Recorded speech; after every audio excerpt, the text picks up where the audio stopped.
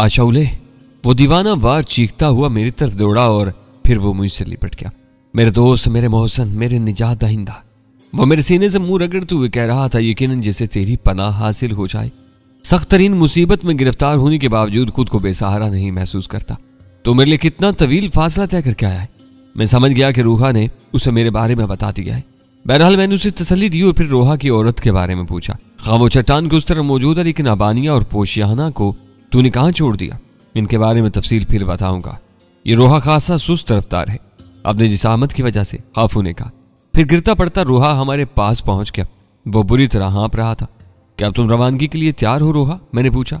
हाँ मेरे अजीब दोस्त, मैं बिल्कुल तैयार हूँ। तो जाओ अपनी औरत को घोड़े पर सवार करो, मैंने कहा। और फिर मैंने आहिस्ता से शमूना से पूछा, क्या तुम घोड़े की सवारी में दिक्कत महसूस करोगी? अगर ऐसा है तो मैं तुम्हें अपने साथ ही घोड़े पर सवार कर लूंगा। नहीं, मैं सवारी कर सकूंगी, शमूना ने जवाब दिया। उसने ये बात नहायत ही आहिस्तगी से कही थी और ये मुनासिब बात थी। मैं भी उसका राज फाश नहीं करना चाहता था। चुनाचे हम घोड़े पर सवार होकर चल पड़े और शमूना को मैंने अपने घोड़े के नजदीक ही रखा था, लेकिन वो एक उम्दा सवार निकली जिसका अंदाजा थोड़ी देर के बाद ही हो गया। मैं खुश था। सारेहाना का गौहर बेबहा अब मेरी मलकियत था। गो वो अल्लड़ थी, नादान थी, लेकिन बहरहाल औरत थी और मेरे सदियों के तजर्बे ने यह बात मुझे बता दी थी कि वो मेरी तरफ माइल है। उसकी आंखों की चमक मेरी मोहब्बत के गीत गाती थी और मेरे कान इन गीतों को सुनने के माहिर थे।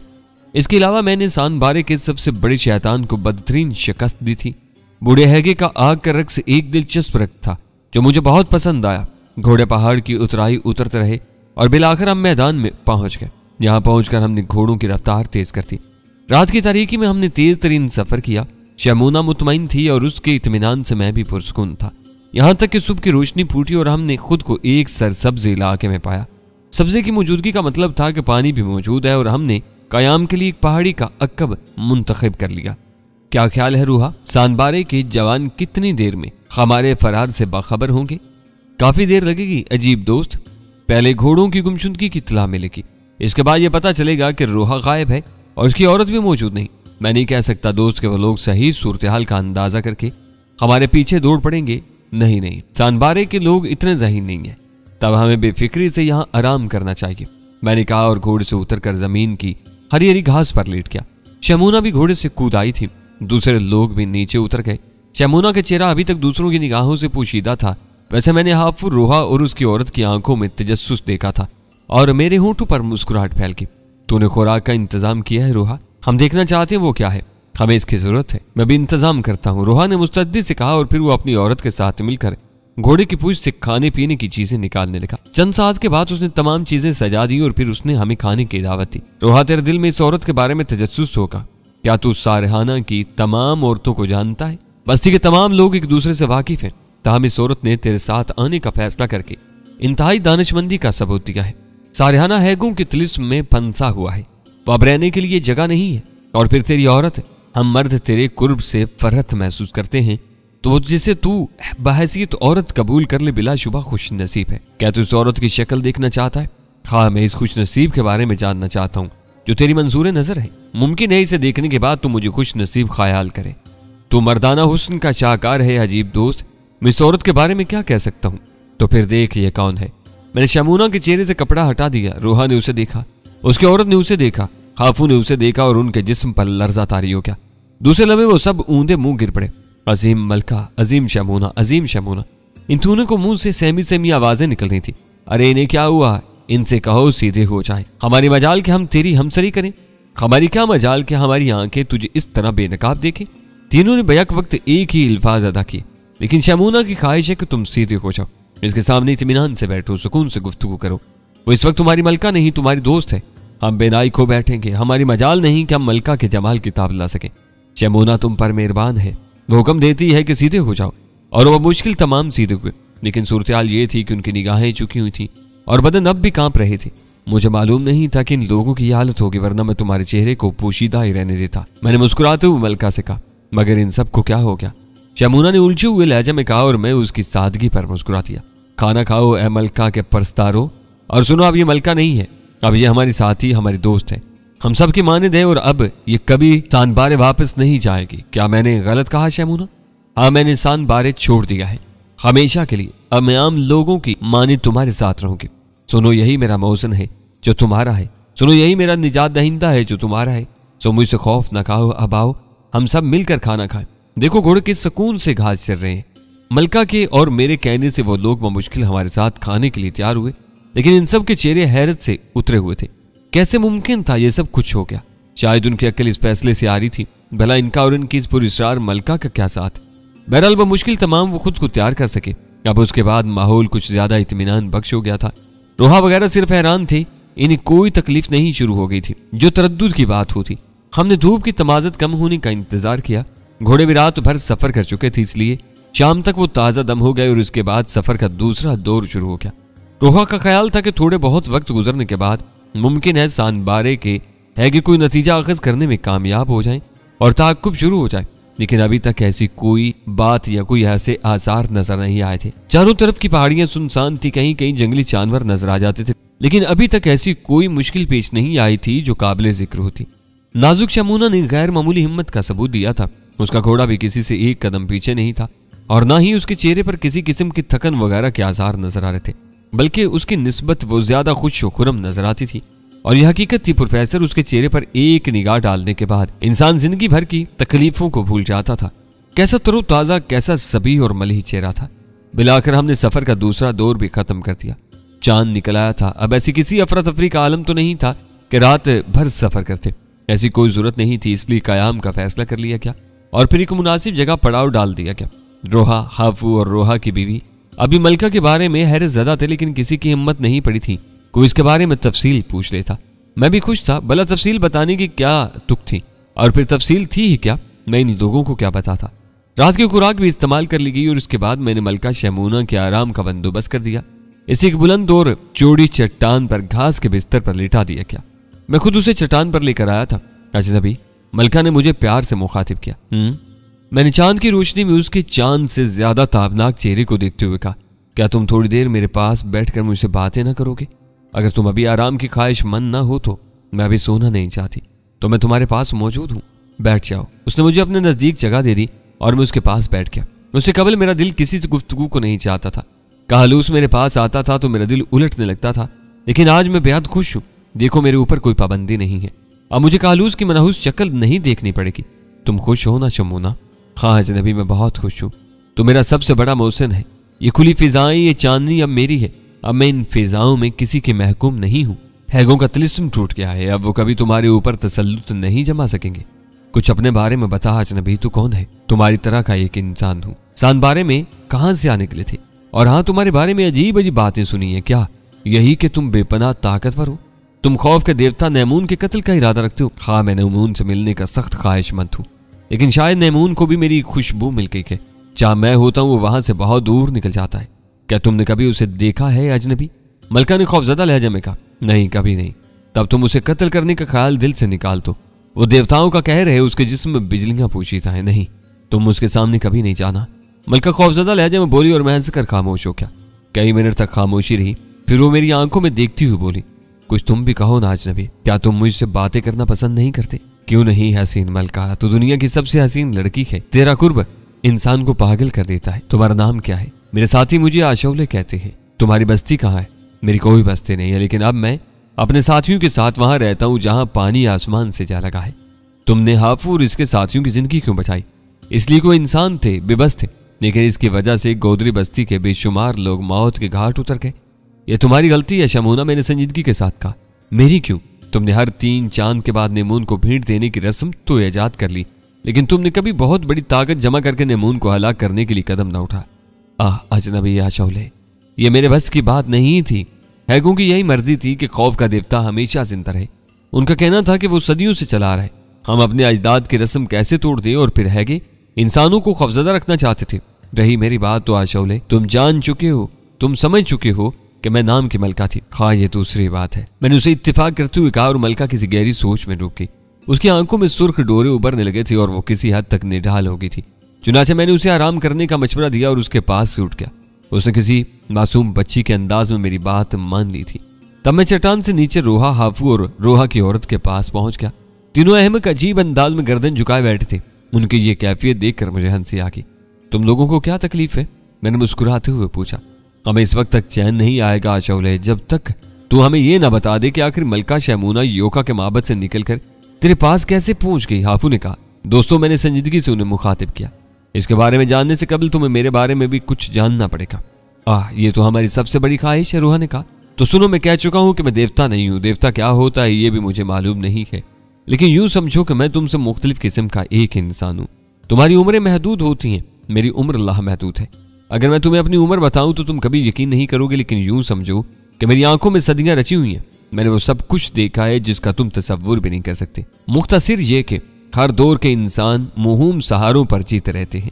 इन्होंने अपने हाथों से पत्थर तराशे और इनकी इबादत करने लगे। इन्होंने खुद पर खौफ मुसल्लत कर लिया। मुझे तस्लीम है कि कोई कुव्वत ऐसी मौजूद है जो हम सब पर हावी है, लेकिन वो कुव्वत किसी शक्ल में मौजूद नहीं है। वो हमसे बहुत दूर है, लेकिन उसकी निगाह पूरी कायनात पर है। बेशक वो कुव्वत मुसल्लम है और मुझे जगह जगह उसके वजूद को तस्लीम करना पड़ा है। बाकी असूल इंसान के अपने तराशे हुए हैं, बाकी सब कुछ उसने खुद किया। हर दौर में कुछ सादा लोग पैदा होते हैं और कुछ बेपनाह चालाक और ताकतवर लोग सादा लोगों पर हावी हो जाते हैं।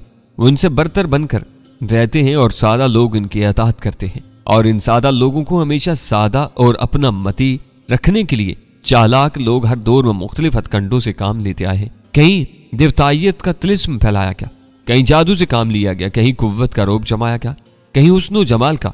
बहरहाल ताकत हर दौर पर मुसल्लत रही है। ये इस ताकत की मुख्तलिफ किस्में हैं। अकल की ताकत, हुस्न की ताकत, जिस्म की ताकत, लेकिन इनमें फोकियत अकल को रही है और अकलमंदों ने हमेशा हुकूमत की है। बेशक तुम्हारे हैगे तुम सादा लोगों से ज्यादा चालाक हैं। इन्होंने जाने कब से अपना तिलिस्म फैला रखा है। अकल इनके पास मौजूद है, हुस्न को भी इन्होंने सरबराह बना रखा है। तो यूं समझो कि ये सिर्फ हैगों की कारस्तानी थी और कुछ न था। हैगे तुम्हारे सामने मुकद्दस है, लेकिन उन्होंने पहाड़ों में अपनी जन्नत बना रखी थी और वहां ऐश कर रहे थे। शैमूना जहां एक फरेब थी, वहीं हैगों के लिए अयाशी का सामान भी।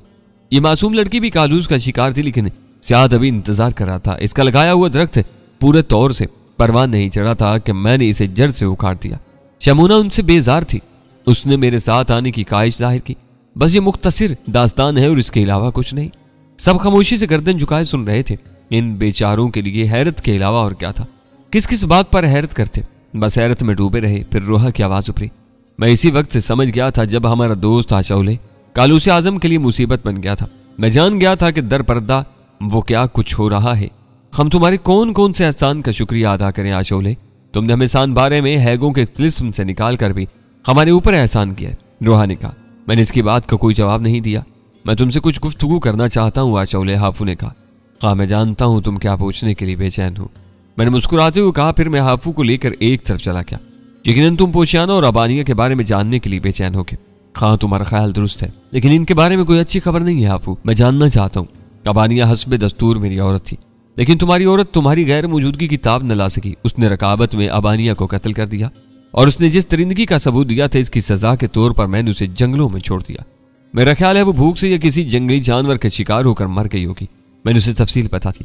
ओह, हाफू के मुंह से निकला और वो खामोश हो गया। मुमकिन है वो तुम्हें ज्यादा पसंद हो हाफू, लेकिन ना होने वाली चीज का गम बेकार है। मेरा ख्याल है समंदर के किनारे आबाद बस्ती में तुम्हें दूसरी औरत मिल सकेगी। तुम्हारा ख्याल दुरुस्त है आशौले, बस मैं इसके बारे में मालूम करना चाहता था। हाफू ने किसी कदर उदास लहजे में कहा और फिर थोड़ी देर के बाद वो बोला, लेकिन क्या अब हम समंदर के किनारे चल रहे हैं? हाँ, कुछ अरसा वहां कयाम करेंगे। इसके बाद मैं नमून की तलाश में निकलूंगा। इस खूंखार दरिंदे को कत्ल किए बगैर मैं सुकून की सांस नहीं ले सकूंगा हाफू। ओह, हाफू ने गहरी सांस ली और खामोश हो गया। थोड़ी देर के बाद उसने मुझसे सोने की इजाजत मांगी और मेरी इजाजत पर उठकर चला गया। मैं भी आराम करने के लिए लेट गया था। दूसरी सुबह हमने इत्मीनान से जरूरियात से फारिग होने के बाद सफर शुरू किया। अब गोदरी बस्ती ज्यादा दूर न थी। हम उसी की जानिब सफर कर रहे थे, लेकिन ख्याल ये था कि इसे कतरा कर निकल जाएं। बहरहाल शाम तक के सफर के बाद हम गोदरी बस्ती को पीछे छोड़ आए। शमूना हस्बे मामूल खुश थी, अलबत्ता हाफू किसी कदर गमगीन रहा था। मैं उसके गम की वजह जानता था, लेकिन हाफू बेवकूफ था। मैं जानता था कि दूसरी औरत मिल जाने के बाद वो ठीक हो जाएगा। रात हो गई और मैंने हस्बे मामूल शमूना के आराम का बंदोबस्त कर दिया। फिर खाना खाया और उसके बाद आराम की ठहरी। यह इलाका उमदा था, हवा चल रही थी, चांदनी बिखरी हुई थी, दूर दूर तक की पहाड़ियां सुनसान थी। मलका शमूना मुझसे काफी दूर एक उम्दा जगह लेटी हुई थी कि अचानक मैंने उसे उठते हुए देखा और चौंक पड़ा। शमूना, मैंने उसे आवाज दी, मेरे नजदीक आ जाओ आशौले। शमूना की आवाज उभरी और मैं उठकर उसके पास पहुंच गया। क्या बात है शमूना? नहीं आ रही आशौले, तुमसे गुफ्तगू करने को दिल चाह रहा है। ओह जरूर, मैं उसके नजदीक बैठ गया। मुझे अपने चमकदार जिस्म के बारे में बता आशौले। मैं इसी के बारे में सोच रही थी। ये चांद की तरह चमकदार क्यों है? अनोखा सवाल था। वो मेरे जिस्म के बारे में सोच रही थी। मेरे होठों पर मुस्कुराहट फैल गई। तुम इसके बारे में क्यों सोच रही थी शमूना? बस कालूस का ख्याल आ गया था। उसके जिस्म से सख्त कराहियत होती थी, इसकी बातों से सख्त कोफ्त होती, लेकिन इस चांदनी में मैं सोच रही थी कि अगर तुम वही हरकतें करो जो कालूस करता था तो शायद बुरी ना मालूम हो। ओह, मैंने एक तवील सांस ली। उसने किसी मासूमियत से अपनी ख्वाहिश का इजहार कर दिया था। ताहम मैंने उससे पूछा, इस वक्त तुम्हारे दिल में क्या एहसासात थे शमूना? जब कालूस ने तुम्हारे सामने खादमा के साथ अजीब हरकत की थी, तुम्हें इसके बारे में कैसे मालूम? मैं वहां मौजूद था। अरे तो क्या तूने उस बूढ़े गंदे इंसान को देखा था? हाँ, मुझे उससे बेपनाह नफरत महसूस हो रही थी आशोले। तुम्हारे दिल में कोई ख्याल नहीं जागा था? हाँ जागा था। क्या ख्याल था वो? यही कि काश मैं किसी तरह यहाँ से निकल जाऊं। ओह, मैंने एक गहरी सांस ली। तुम्हारी उम्र कितनी होगी शमूना? मुझे नहीं मालूम। खैर, अब मैं तुम्हारे लिए क्या करूं? कुछ नहीं, मेरे नजदीक आ जाओ। मैं तुम्हारा कुर्ब चाहती हूँ। तो आओ, मेरे नजदीक आ जाओ। मैंने कहा और वो बेतकल्फी से मेरे पहलू में आ बैठी। तब मैंने उसकी ठोड़ी के नीचे उंगली लगाई और उसका चेहरा ऊपर किया। शमूना की बेखुद कर देने वाली आंखों में बेपनाह कशिश थी। प्रोफेसर, मेरा दावा था कि जाहिद सद साला भी इन आंखों को देखकर यकीनन बेखुद हो जाता। और प्रोफेसर, उसके बाद मुझे कुछ याद नहीं रहा। शमूना के जज्बात तो किसी तूफान की बंद की तरह खुल गए थे और वो इन तमाम रमूज से आशना मालूम होती थी जो इंसानी फितरत का तकाजा थे। हाँ, इसमें एक इनफरादियत जरूर थी। वो बच्चों की तरह अपने एहसासात का जिक्र करती जा रही थी और उसकी गुफ्तगू सदियों की जान थी। प्रोफेसर, बिलाशुबा उसके अंदर औरत जाग उठी थी, लेकिन यह औरत मुसीबत से पाक थी। उसके दिल में अभी कोई खोट नहीं थी। वो उसे एक दिलचस्प तजर्बा समझ रही थी, ऐसी अनहोनी बात जो उससे कबल कभी नहीं हुई और हर अजनबी बात दिलकश होती है। मासूम लड़की अपने एहसासात पर कोई गिलाफ नहीं चढ़ा सकी। उसे निस्वानियत की पर्दा पोशी नहीं आती थी। और यूं प्रोफेसर, ये एक अनोखा तजर्बा भी था, यानी मेरे लिए एक नोखेज कंवारी लड़की जो अगर औरतपन से इस कदर बेबहरा ना होती ता जिंदगी अपने एहसासात छुपाए रखती, लेकिन अपनी मासूमियत में मेरे जिस्म के एक एक लम्स के बारे में अपने एहसासात को उसने इस तरह बयान किया कि औरत खुलकर सामने आ गई थी। क्या समझते हो प्रोफेसर? क्या ये सिर्फ उसके एहसासात थे? मेरी निगाहों ने बारीक बारीक चीज का गहरा तजिजिया किया है। मैं इंसान से वाकिफ हूँ, मैं हर सिंह से वाकिफ हूँ। औरत का जिस कदर गहरा तजिजिया मैंने किया है किसी ने न किया होगा। हाँ प्रोफेसर, वो सिर्फ उसके एहसासात न थे, हर दौर की औरत के एहसासात हैं। वो जो खामोश रहती है, वो जो कुछ नहीं बोलती। तो प्रोफेसर, औरत मर्द से ज्यादा शदीद होती है। मर्द निस्वानियत की शिद्दत के सामने एक तिनका है, कुछ भी नहीं है। ये मखलूक औरत के जज्बात के सामने जो खुद को कवा कहती है। और शमूना ने अपनी मासूमियत के सहारे मुझे एक दिलचस्प तजर्बे से दो चार किया और जब तूफान उतर गया तो वो पुरसकून हो गई और आंखें बंद करके लेट गई। बिलाशुबा मैं उसे थोड़ी देर में चाहने लगा था, मैं उससे मोहब्बत करने लगा था। मैं उसके ऊपर झुका उसके मासूम चेहरे को देखता रहा। ऐसा चेहरा था जिसे देखते सदियां गुजर जाएं और दिल ना भरे। और फिर आज औरत मुकम्मल हो गई थी, निस्वानियत कुछ और खिल उठी थी। उसने शायद मेरी सांसें अपने चेहरे पर महसूस की थी। तब उसने आंखें खोल दी और उसके होंठों पर मुस्कुराहट फैल गई। आशौले, उसने सरगोशी की।